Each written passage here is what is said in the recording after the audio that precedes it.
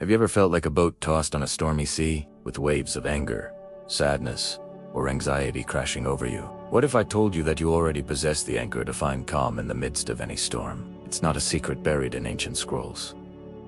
It's right here, within you. For over 30 years, I've walked this path, dedicating my life to the practice of mindfulness. I've spent countless hours with my nose in the scriptures, from the Dhammapada to the Lotus Sutra, seeking wisdom. But the most profound lessons haven't come from ink on a page. They've come from sitting, breathing, and simply observing the wild currents of my own mind. And today, I wish to share a small piece of that peace with you.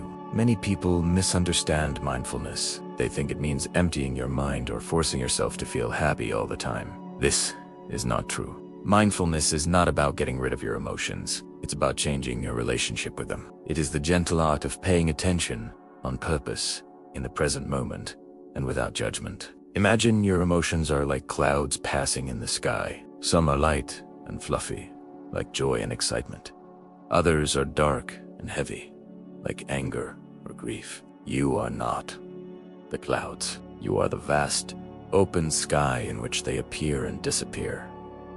Anger comes, you can feel its heat. Sadness visits, and you can feel its weight.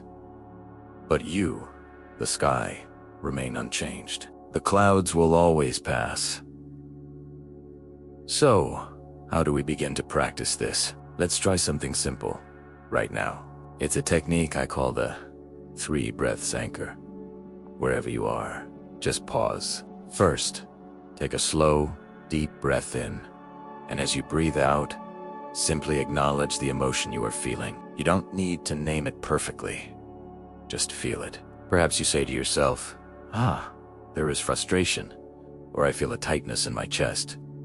You're simply noticing what is already there. Now, for the second breath, breathe in again, deeply, filling your lungs. As you exhale, gently bring your awareness to your body. Feel your feet on the floor. Feel the chair supporting you. This grounds you, connecting you to the physical reality of the present moment, pulling you out of the swirling story in your head. Finally, the third breath. Take one more conscious breath in, and as you release it, ask yourself a simple question. What is the wisest, kindest thing I can do for myself right now? The answer may be to take a short walk, drink a glass of water, or simply continue with your day, but with a newfound sense of space around the emotion. These 3 breaths create a pause, a precious gap between a feeling and your reaction to it. In that gap lies your freedom. This is where you reclaim your power. Instead of being swept away by the wave of anger, you learn to surf it. You acknowledge its power, but you guide your board with wisdom and balance. This practice is not a magic cure. It is a training, like strengthening a muscle. The more you practice when you're calm, when you're slightly irritated, when you're overwhelmed, the stronger your anchor becomes. You start to notice the early signs of an emotional storm and be able to drop your anchor before you re-lost at sea. In our monastery, we don't see emotions as enemies. They are messengers. Anger might be telling you a boundary has been crossed.